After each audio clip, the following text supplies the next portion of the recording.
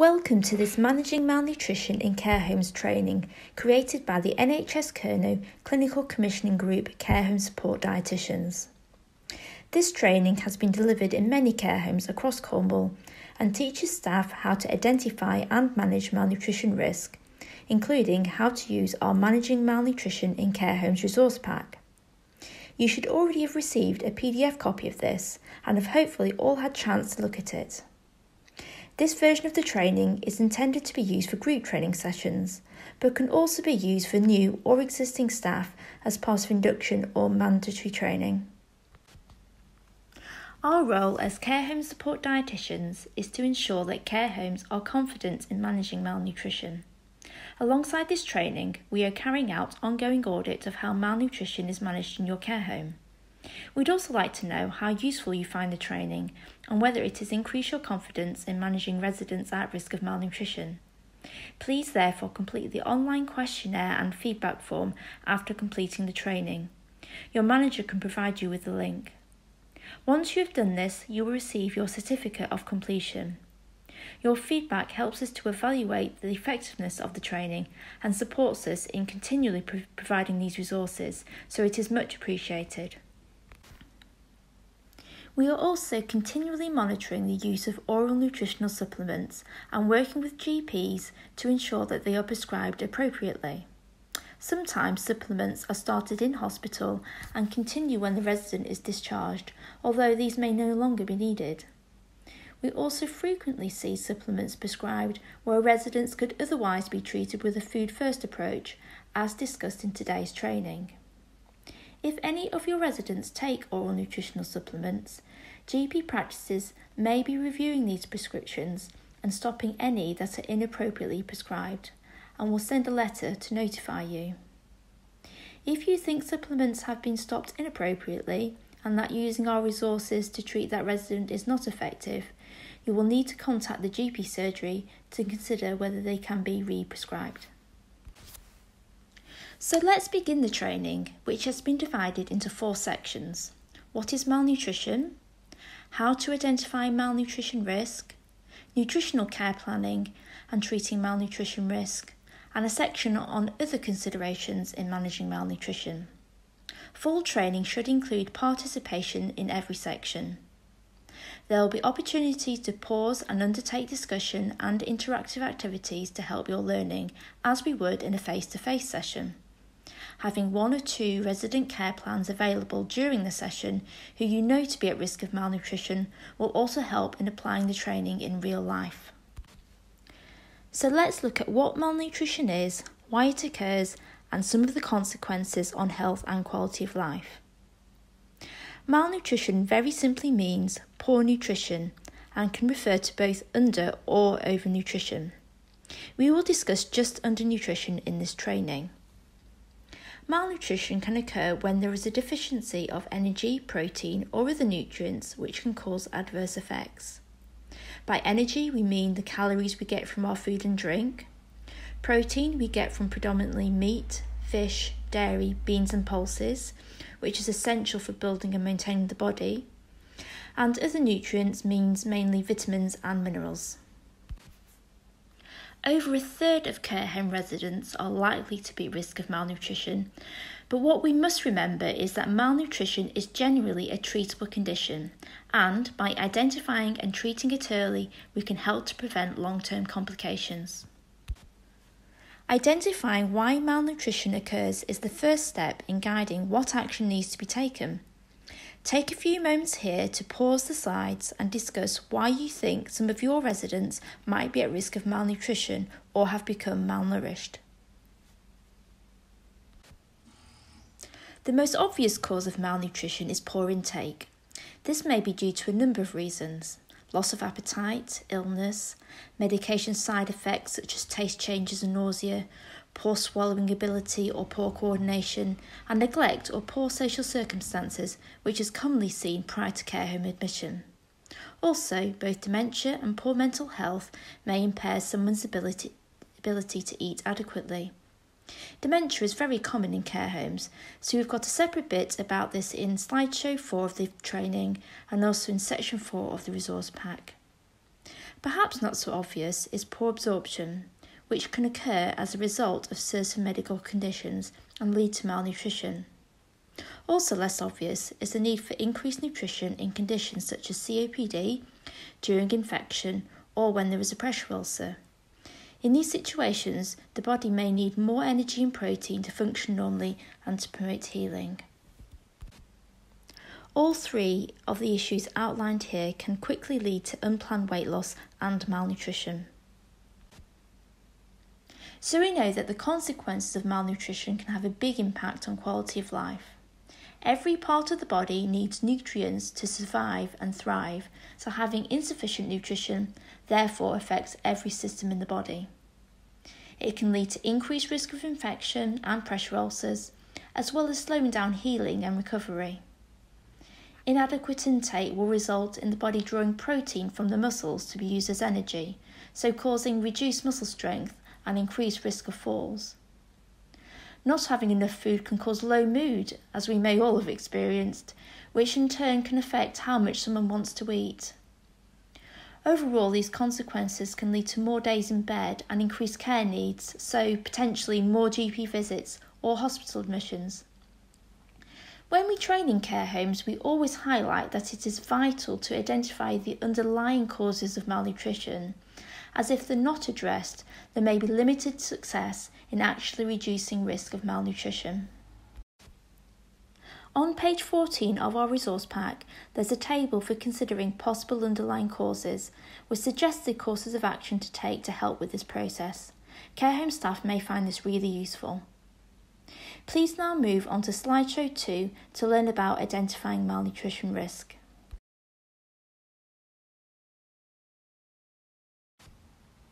So let's discuss next how we can identify malnutrition risk. In care homes, it's recommended that the Malnutrition Universal Screening Tool, also known as MUST, is used to screen for malnutrition risk.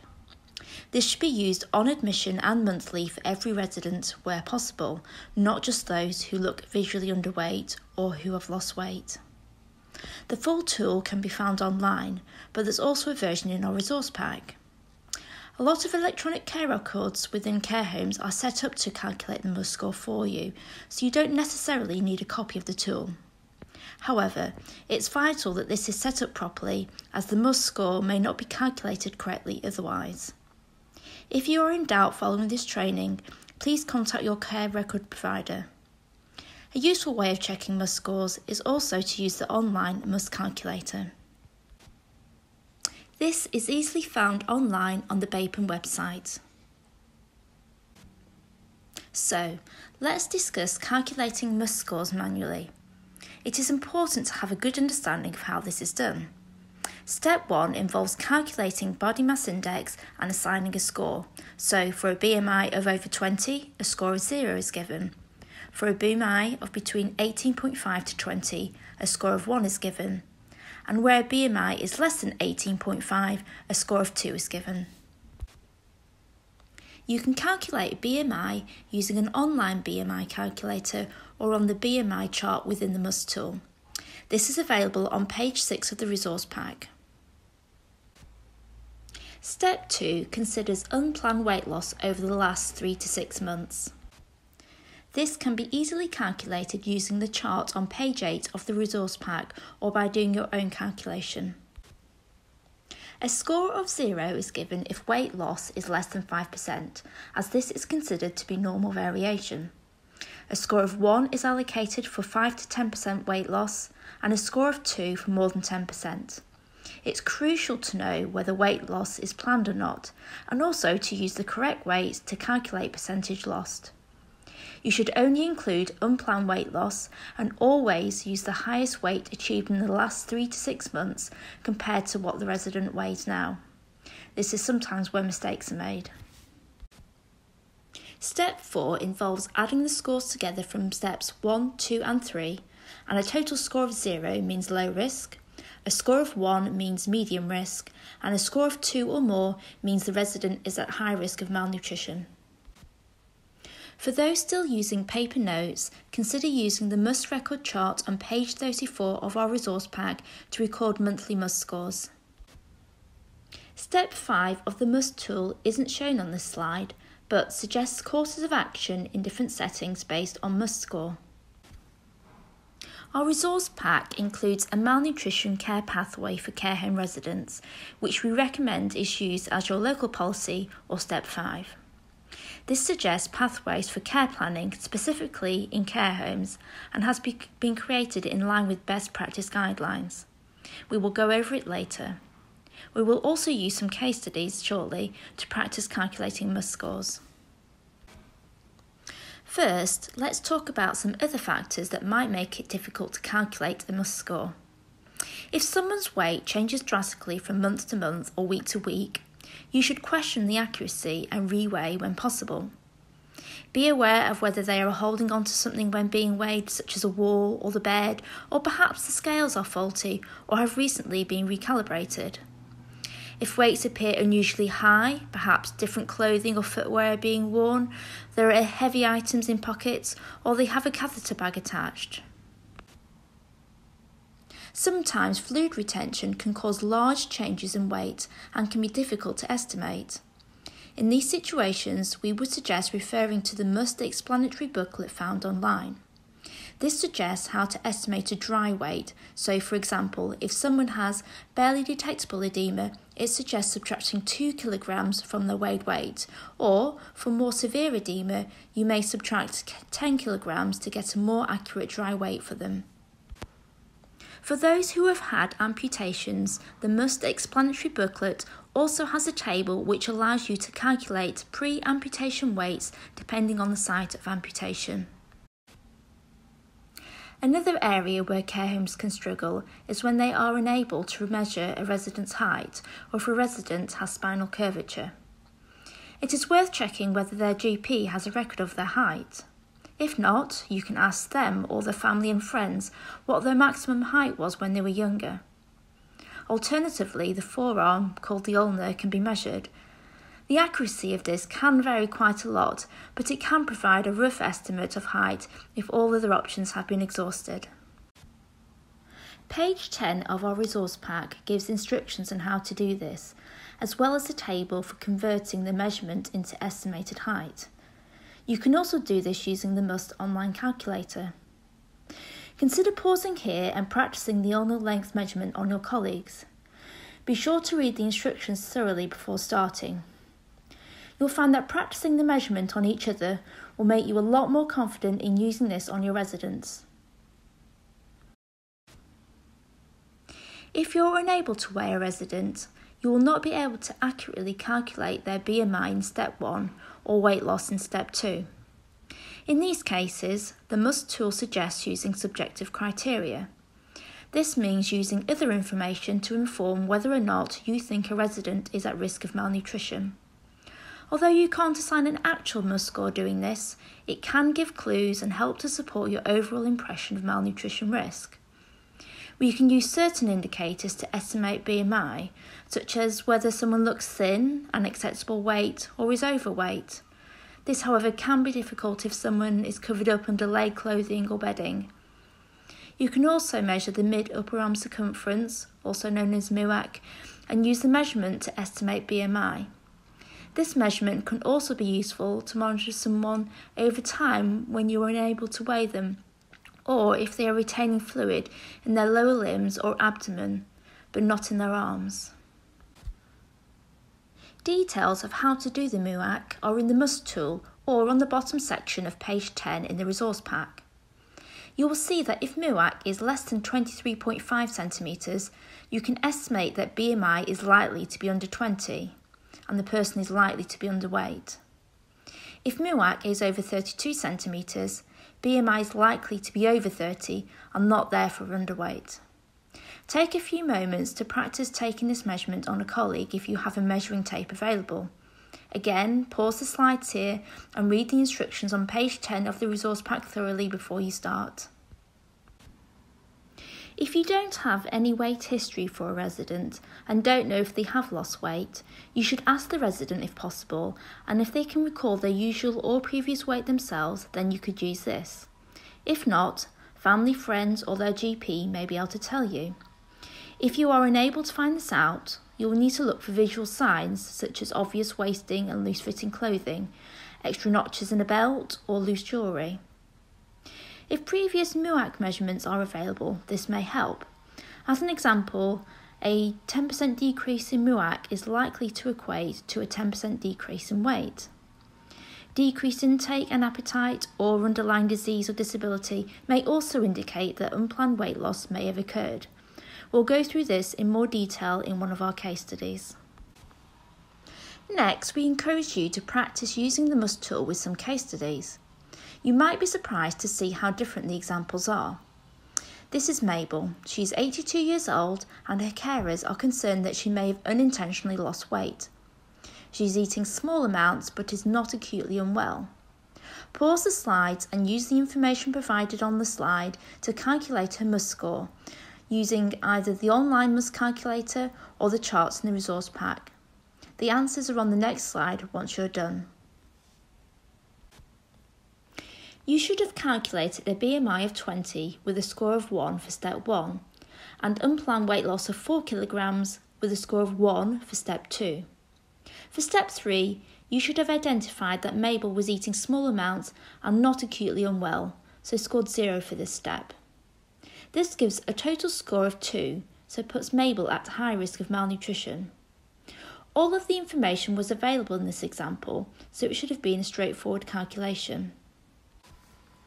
Next then is Muriel, who is 95. She is bedbound and unable to be weighed, and there is no weight history available. This means that neither BMI nor weight loss percentage can be calculated. We know that she looks thin, has a decreased appetite, although is managing small amounts, and her jewellery is loose. She is not acutely unwell. We have a MUAC measurement for her of 22 centimetres and know that it was previously 26 centimetres. The subjective criteria table on page 9 of the resource pack corresponds with steps 1, 2 and 3 of the MUST tool. However, you cannot assign an actual MUST score using this, but it gives clues and helps to support your overall impression of malnutrition risk. You can also use the mid-upper arm circumference or MUAC to estimate BMI using the information on the bottom of page 10 of the pack. Pause the slides and use this information to decide whether or not you think Muriel is at risk of malnutrition. Continue playing the slides when you're done. So, you weren't able to calculate a MUST score for Muriel as the information was not available. You may have estimated that her BMI was less than 20 from using her MUAC, and therefore she is likely to be underweight. The visual signs and reduction in MUAC indicate that she has probably lost weight, and we know that if she is still eating small amounts and not unwell, then we wouldn't have assigned a score for acute disease effect. From this, we can say that she is likely to be either medium or high risk of malnutrition. Finally, meet Meryl. She is 76 years old and recently been discharged from a long hospital stay, having lost a lot of weight. Calculate her MUST score with the information provided. The answers are on the next slide, so pause and continue when you're done. You should have calculated a score of 0 for step 1, as Meryl has a BMI of 35, so falls in the obese category. For step 2, you may have been in doubt over which weight to use. As previously mentioned, this should always be the highest weight available within the last 3 to 6 month period, so in this case, the 5-month weight, so total weight loss of 10 kilograms. You may assume that if someone is obese, then any weight loss is intentional or not concerning. However, when weight is lost unintentionally, it's very likely that muscle mass is lost, which leads to significantly increased health risks. In this case, we know that the weight loss was unplanned, so we give a score of 2 for step 2. Meryl is not acutely unwell, so scores a 0 for step 3, and an overall score of 2, putting her at high risk of malnutrition. A common question we get asked by care homes is about whether we should be encouraging obese residents who have unintentionally lost weight to regain that weight. This is a good question and a really important point. When considering a course of action for managing malnutrition in obese residents, you should first consider how well they are eating. If their appetite has returned to normal, they should be encouraged to follow a healthy, balanced diet with sufficient protein in order to regain strength, but not necessarily regain weight. However, if their appetite and intake remain poor, you should consider following the malnutrition care pathway on page 13 of the resource pack with the aim of maintaining weight whilst they remain unwell. After they have recovered, regained their strength and their appetite is back, it will depend on whether their excess weight is affecting their health. So say for example if it's causing difficulties in controlling diabetes or it's affecting their mobility. In general, if excess weight is not causing adverse effects to their health, we would not necessarily encourage planned weight loss. However, if it is affecting their health, you might want to encourage a gradual weight loss to help with this. Next, we encourage you to go on to slideshow 3 to learn about nutritional care planning and treating malnutrition risk.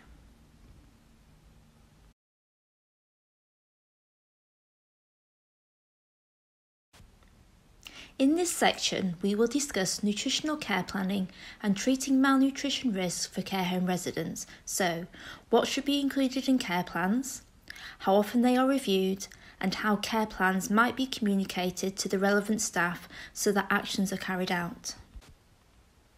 The Managing Malnutrition in Care Homes resource pack will support you creating structured nutritional care plans in line with best practice guidelines and to help you meet CQC standards.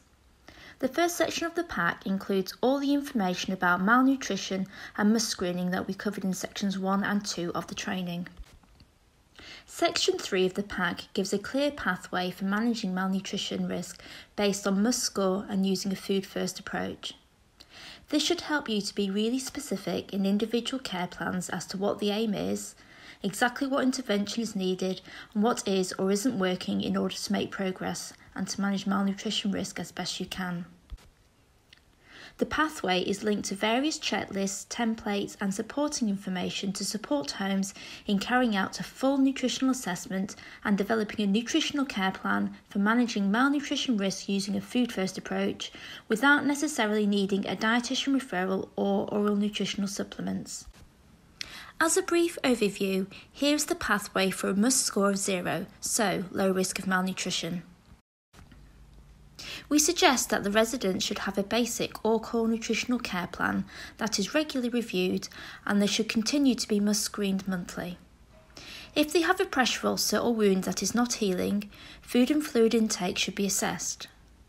If there is concerns about their intake, it may be beneficial to follow the pathway for a must score of 1 or more with an emphasis on high protein options, and we will cover this next. If there is no concerns about their intake, you should continue to follow the must zero pathway. A template for the core nutritional care plan can be found on page 29 of the pack, which captures all of this information. So it should include the resident's usual weight, height and must score and how these measurements were obtained.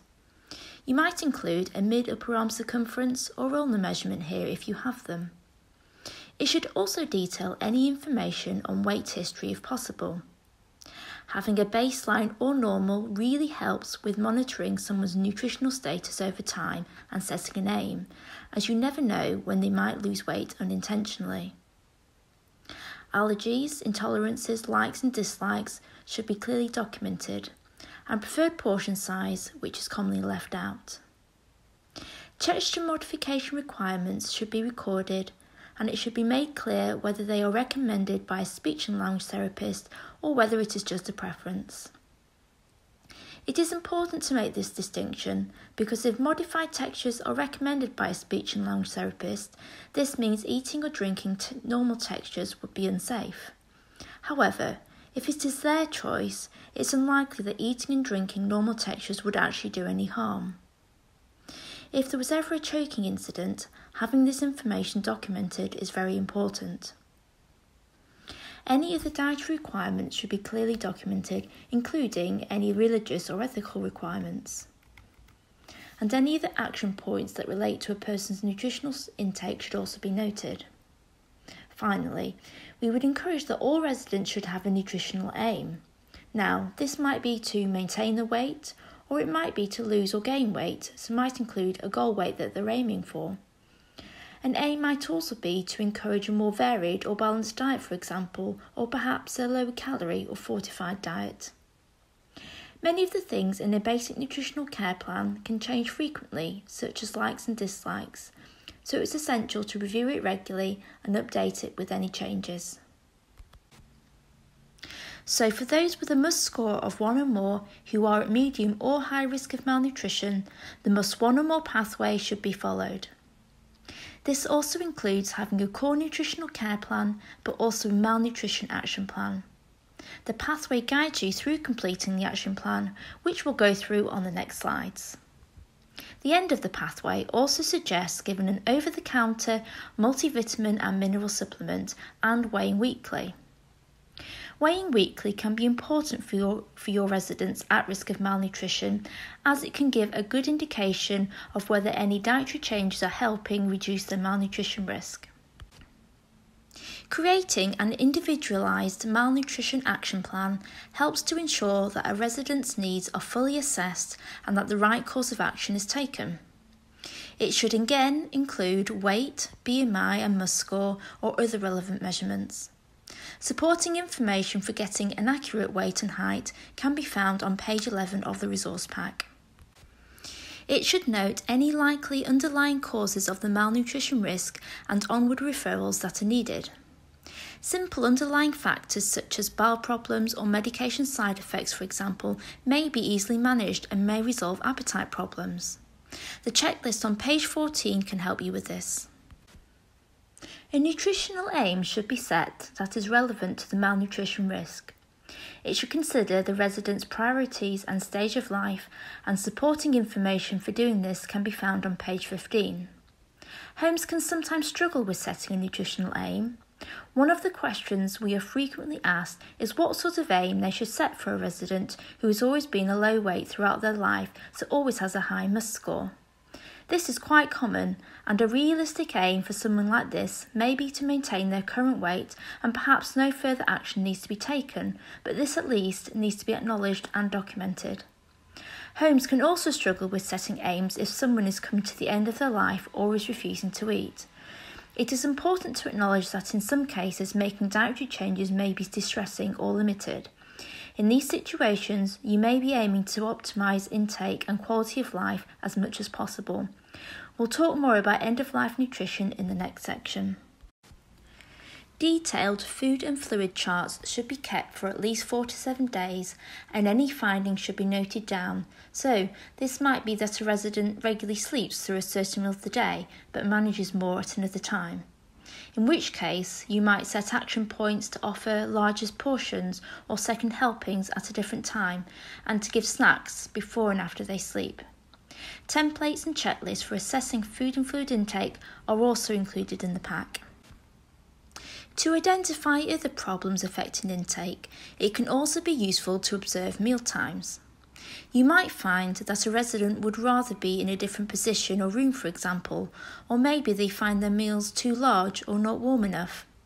Maybe they're distracted by noises and prefer to eat in silence, or maybe they need some extra assistance when they didn't previously. You can use the checklist on page 17 to help you observe meal times and to write appropriate actions on the action plan. Finally, malnutrition action plans should include any dietary changes that are going to be made and a review date.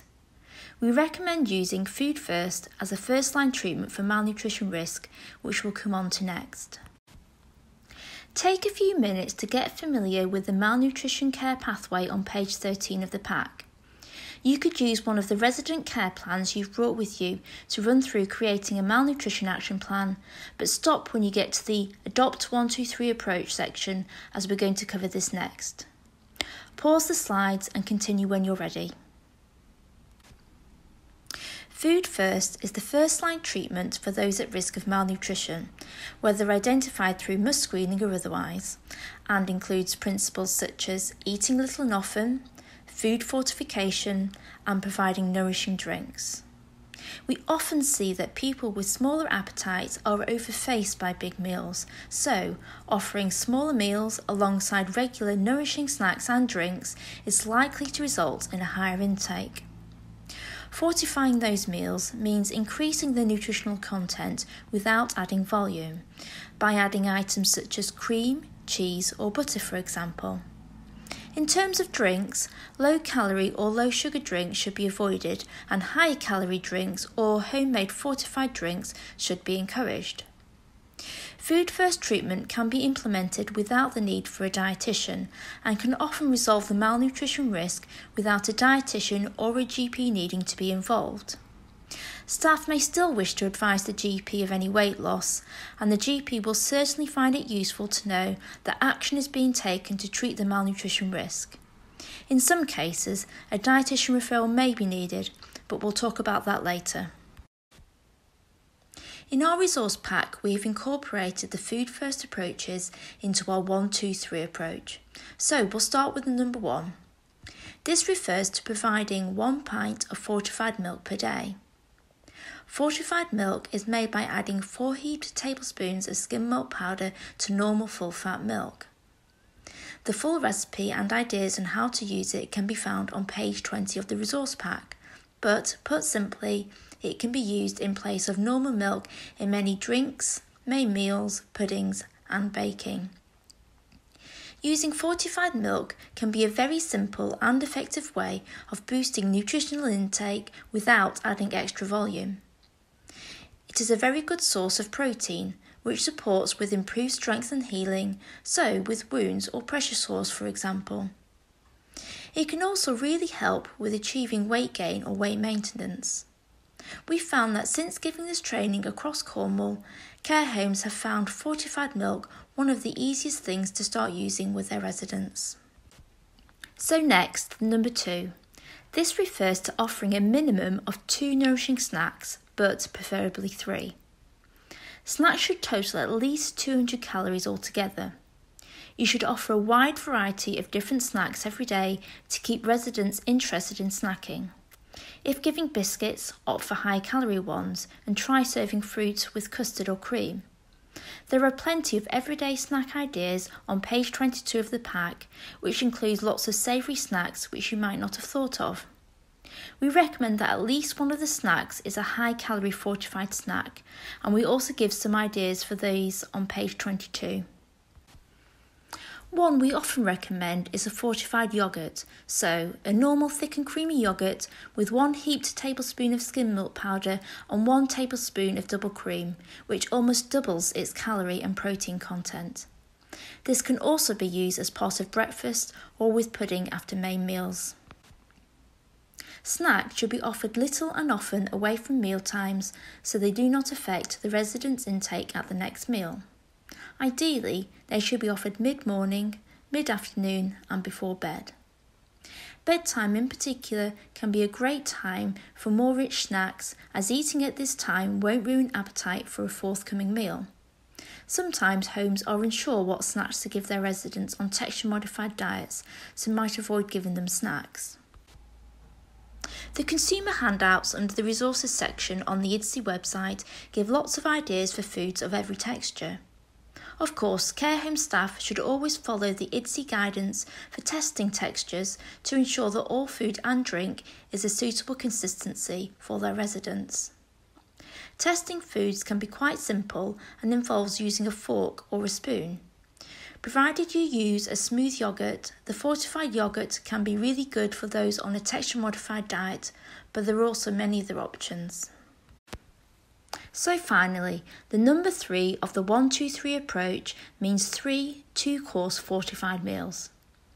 We've already mentioned that this means adding certain ordinary food items that are high in calories or protein to foods to increase the nutritional content without increasing the volume. This is essential when those at risk of malnutrition are eating much smaller portions, and also helps make the most of eating little and often. Homes quite often tell us that they are already fortifying food as they add some butter to the mashed potato. However, What we mean is adding more than just butter to mashed potato, and we might encourage them to also add a bit of extra skim milk powder into the mash and perhaps some cheese. It is important to regularly fortify with foods containing protein such as skim milk powder, cheese, nut butter, ground nuts, and not just foods that will just add extra fat and calories such as butter and cream. We might also suggest adding to the rest of the meal, so extra butter or sauces with vegetables, using fortified milk in milk puddings, adding cream, custard made with fortified milk or ice cream to various other puddings. The important thing is to add more for those who really need it, so those at risk of malnutrition, and not necessarily for everyone. It is really important to add these extras to meals and puddings as much as possible. Texture-modified meals can be very easy to fortify. However, caution should be taken when adding extra items to meals, as this might change the end consistency. So, for example, adding a lot of butter might make something more runny.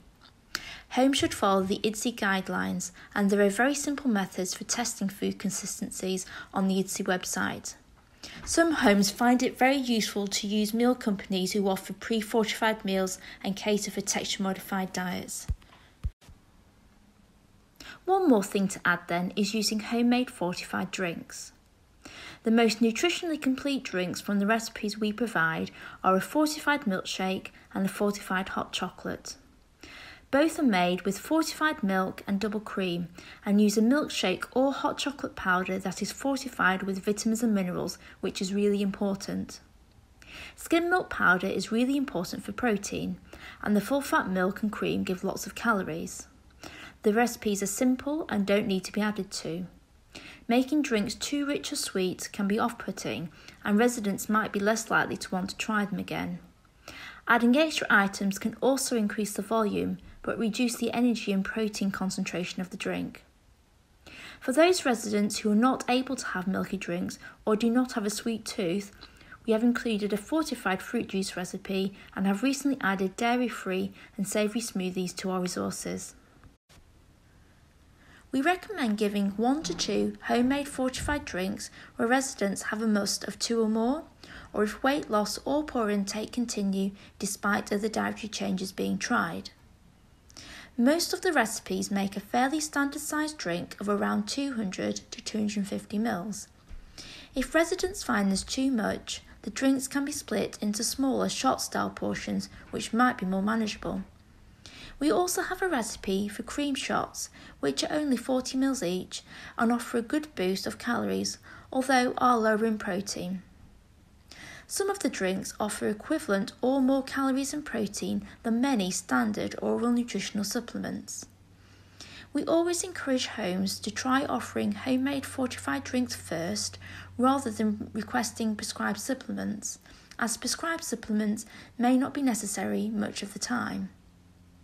Care homes should always have the equipment and can easily source the ingredients to make these simple recipes, so should offer them either alongside the 1-2-3 approach mentioned already, or as a next step if other dietary changes are not effective in achieving the nutritional aim. Oral nutritional supplements play an important role in improving nutritional intake in some circumstances. However, this is only when there is a risk of malnutrition and nutritional needs cannot be met with food alone, and ideally the resident should have had a full assessment by a dietitian. In care homes, adequate quantities of good quality food and drink should be able to be provided so that additional nutritional support can be avoided. Oral nutritional supplements have strict criteria to meet in order to be prescribed. They are not to be used if a resident is not enjoying the food and drink offered by the home. The home has a responsibility to offer alternative choices to make sure that nutrition and hydration needs are met. They are not intended to be used as meal replacements, and they should also not just be given if requested by a family member.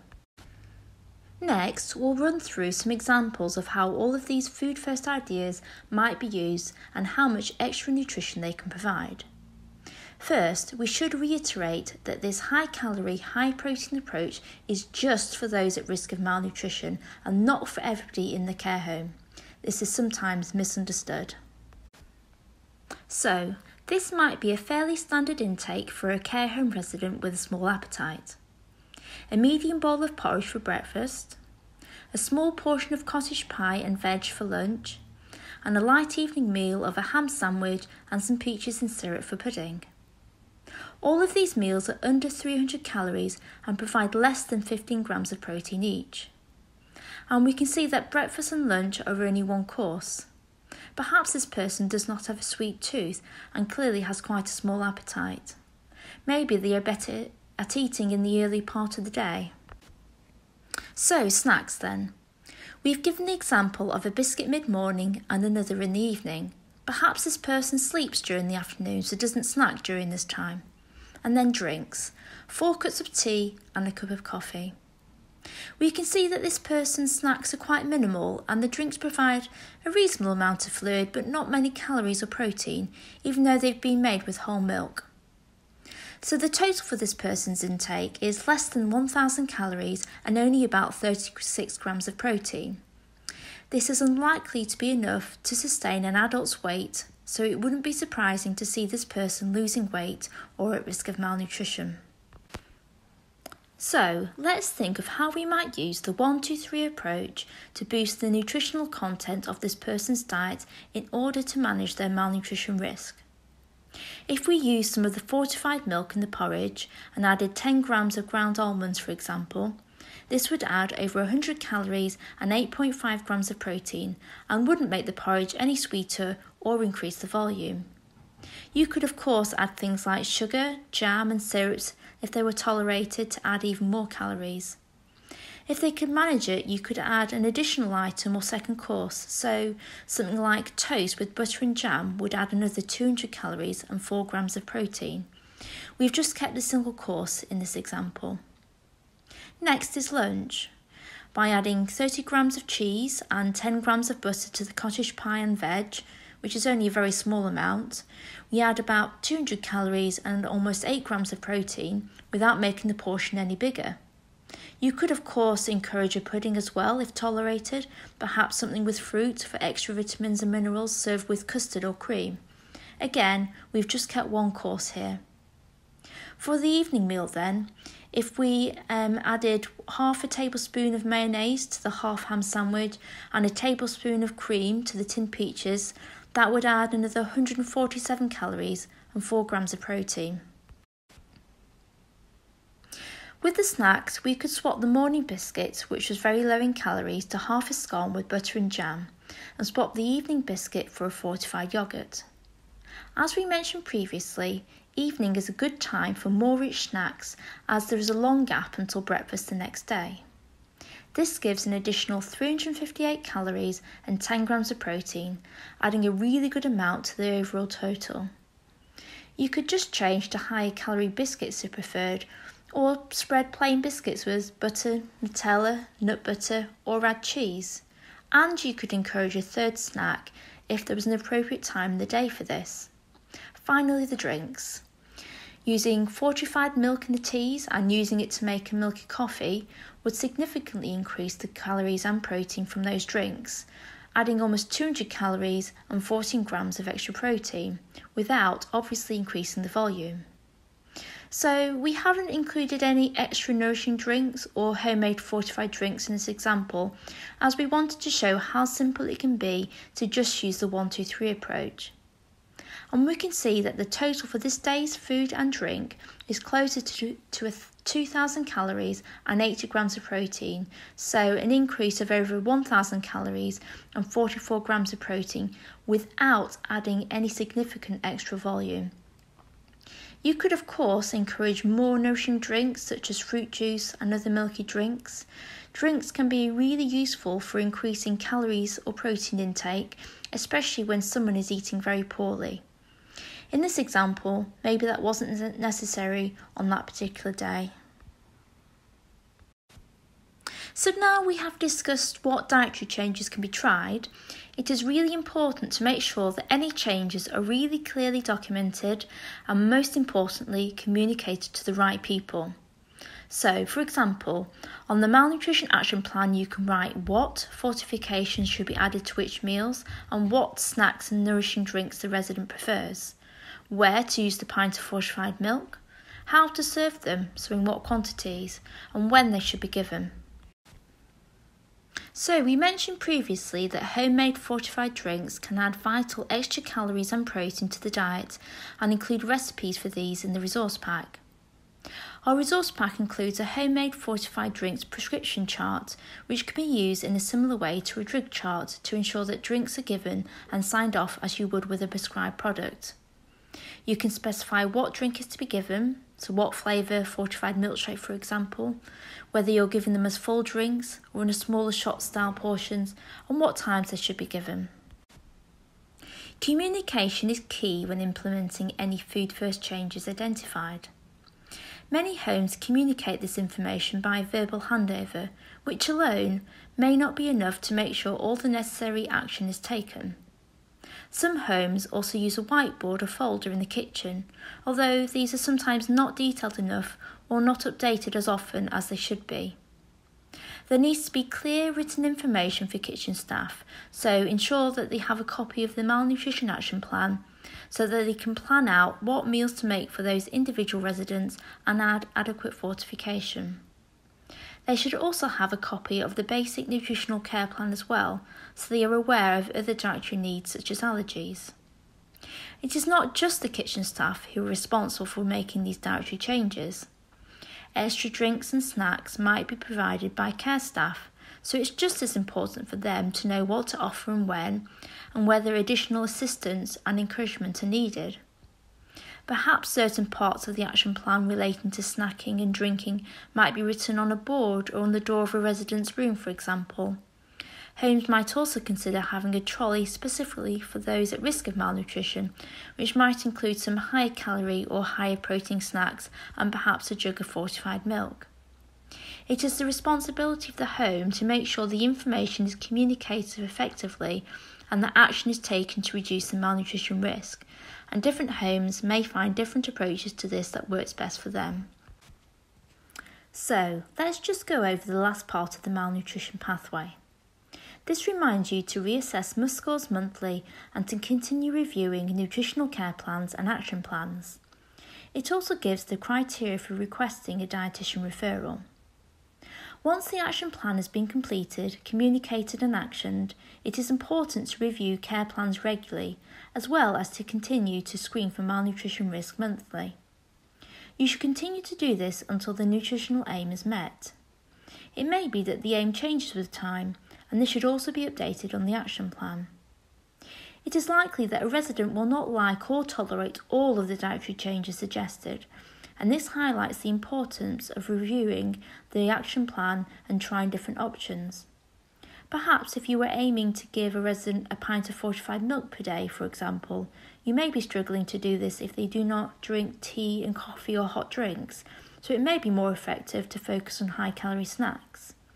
Or perhaps you've been fortifying main meals with a lot of cheese and butter, which the resident finds too rich, so you may decide to focus more on nourishing drinks and snacks. We would suggest weekly review and weekly weighing initially when you are trying to introduce dietary changes, and once you have found something that works and weight gain is being achieved, you may review less frequently. Once you have met the resident's aim, so for example they have reached their goal weight and appetite has returned to normal, any changes made should be gradually reduced while weight continues to be closely monitored. So you might reduce the fortification and high calorie snacks and find a good balanced diet that helps the resident maintain their improved nutritional status. And as always, make sure the care plan is updated accordingly. If you find that the changes are having a limited impact but the aim is still to gain weight or reduce malnutrition risk, care homes should consider requesting a dietetic referral through the GP, particularly if there is a MUST score of 2 or more and no improvement, if weight loss is ongoing over a 2-month period, and if all other dietary interventions have been tried. This might apply to those who have a very restricted diet, or perhaps those who have pressure sores or wounds that are not healing despite additional high protein options being tried. There may be times when referring to a dietitian may not be appropriate, for example if a resident is coming to the end of their life. Sometimes you really need to consider what you are aiming for and whether any benefit is expected from nutritional support. If you think making dietary changes is likely to be more detrimental or distressing for a resident, it's unlikely that referral to a dietitian will be useful. However, this isn't always easy to determine. We discuss this more in slideshow 4, the final section of the training, which we would encourage you to complete next.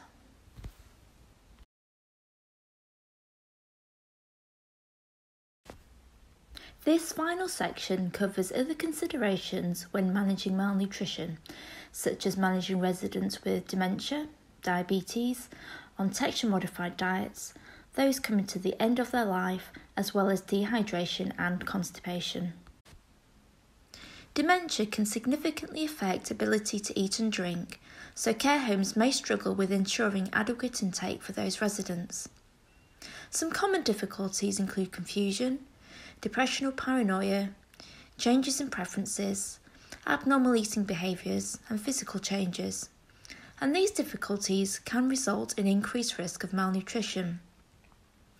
As dementia progresses, residents may hold food and drink in the mouth or spit it out. They may also be easily distracted whilst eating and unable to fully engage, or they may fall asleep. Reducing distractions during meal times, such as noise, strong smells and bright lights, can help residents to focus on their meal. Providing food and drink frequently and in small portions helps with increasing intake. Extra prompting is usually needed, but be mindful of allowing your resident their independence as much as possible. Presenting food attractively will make it much more appetising, whilst introducing new foods may help keep them interested in eating.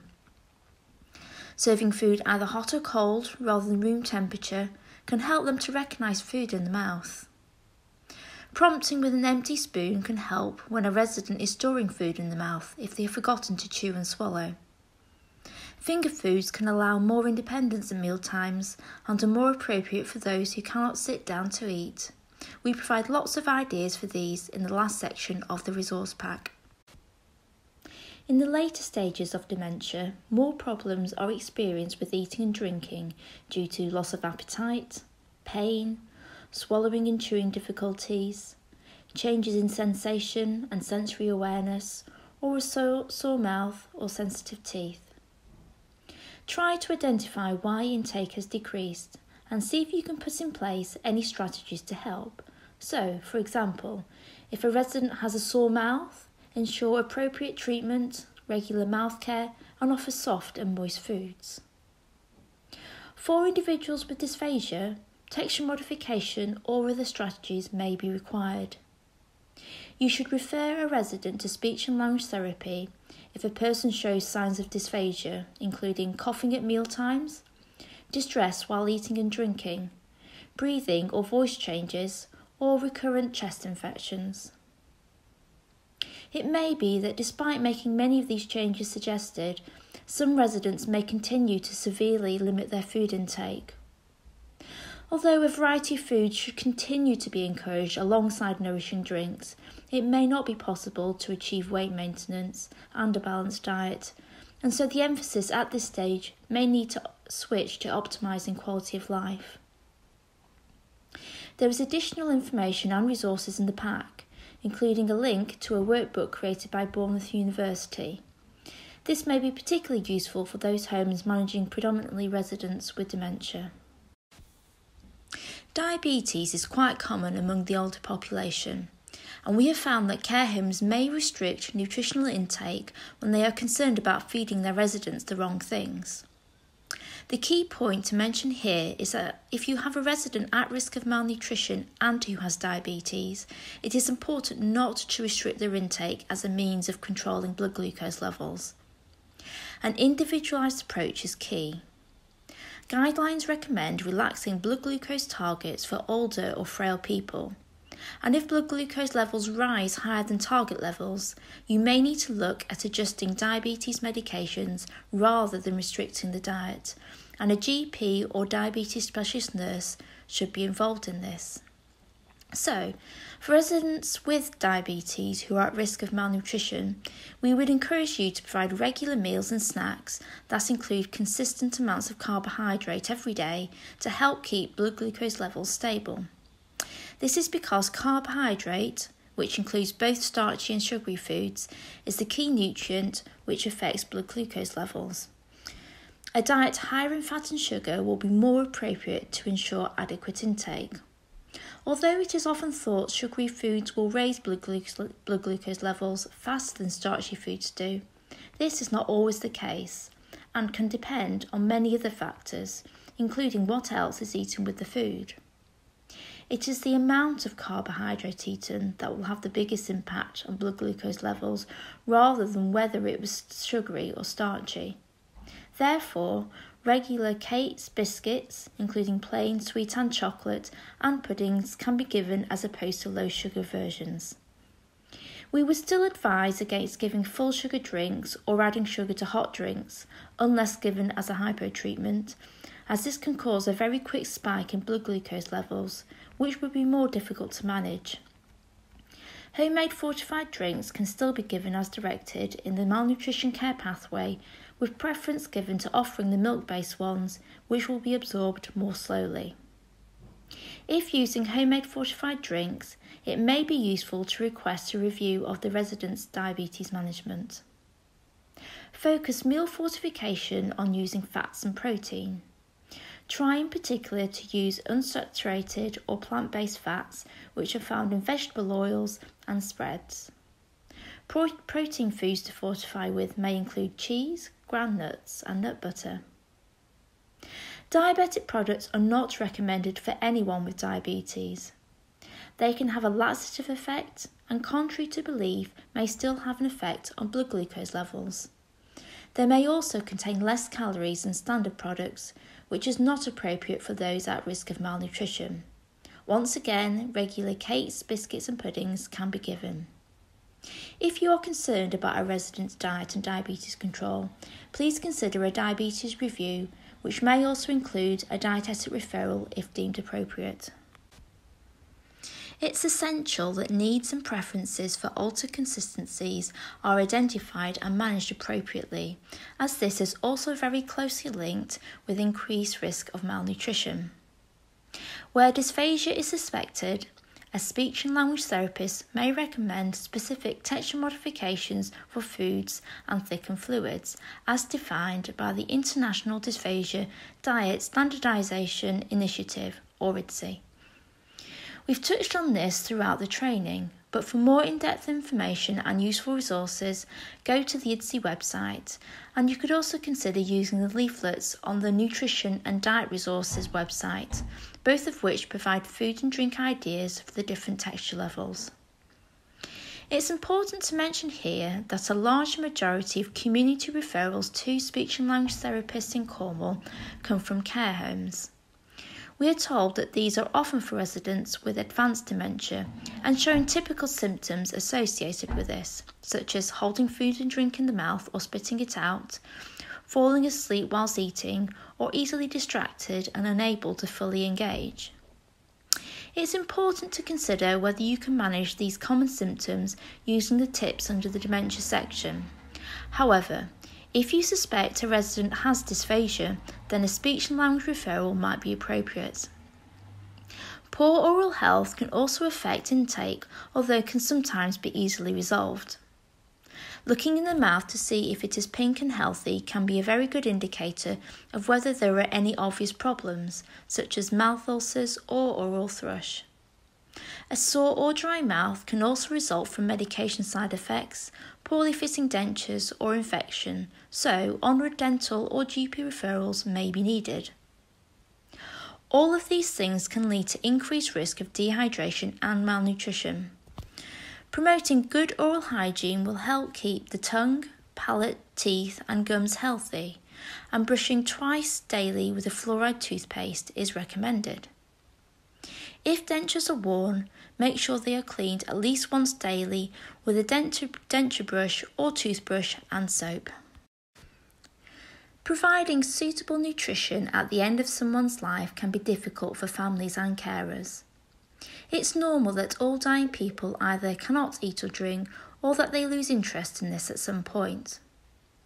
As the body slows down, it requires less energy and finds digestion difficult, resulting in feeling less hungry and thirsty.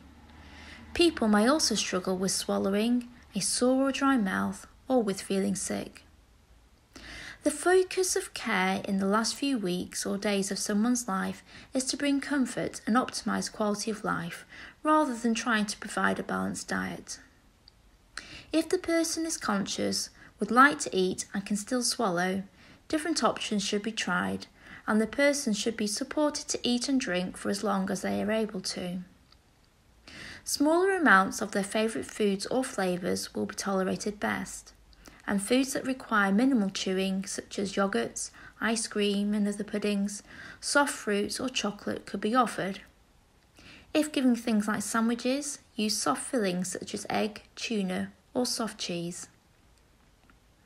Regular sips of fluid from a full cup will keep the mouth moist and require less effort in tilting the head back.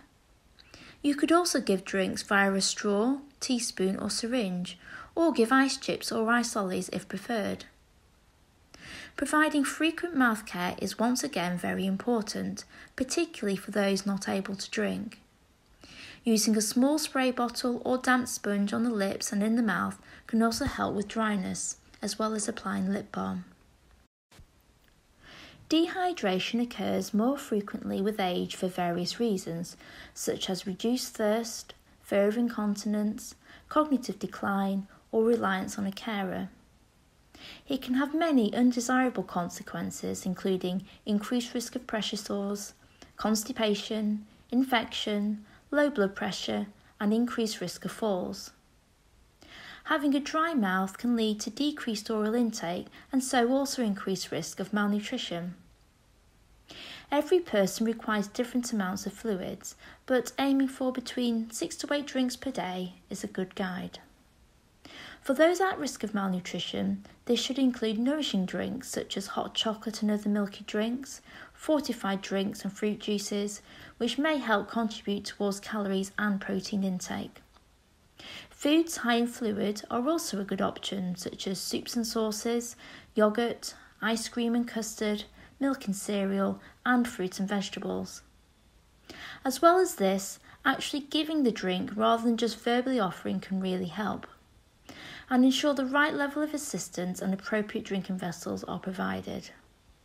Full information and links to some useful resources can be found at the end of the resource pack.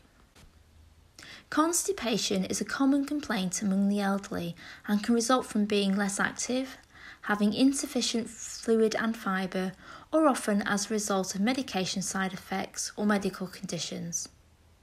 Constipation can be very uncomfortable and contribute to loss of appetite, so it can also affect intake and increase risk of malnutrition. Increasing fibre alongside fluid can often resolve constipation, although in some cases other treatment may be needed, especially for those with bowel disorders and advanced disease such as cancer. Gradually increasing fibre intake along with fluid is key. Making 1 or 2 gradual changes at a time is likely to be most effective, and it may take up to 4 weeks for the changes to take effect, so it's important to persevere. If too much fibre is given at once, and particularly if given without sufficient fluid, constipation or discomfort may worsen. A good way to make some small changes is to include fruit and vegetables at most meals and snacks. Lentils, beans and pulses are all high in fibre, but good for protein too. Wholemeal varieties of bread, rice and pasta should be chosen, or a high fibre white bread if preferred. Oats, oat products and high fibre breakfast cereals are also good options to help with constipation. All these ideas can be found in the resource pack. Homes can sometimes struggle to know which to prioritise if they have a resident at risk of malnutrition who needs extra energy and protein, but also needs extra fibre and fluid for constipation. We would advise that fibre shouldn't be increased at the expense of extra energy and protein. A higher fibre diet is likely to be more filling, so it's key to still follow the 1-2-3 food first approach to ensure higher calorie and protein options are given and that fibre is included wherever possible. It may be that you have to also explore medication to help with the constipation. So that brings us to the end of the training. We really hope you've gained a lot of knowledge and confidence in managing malnutrition in your care home. Please complete the Survey Monkey. Your manager can give you the details. Please do contact us if you need extra support or would like us to provide any further training in the future. Thank you for watching.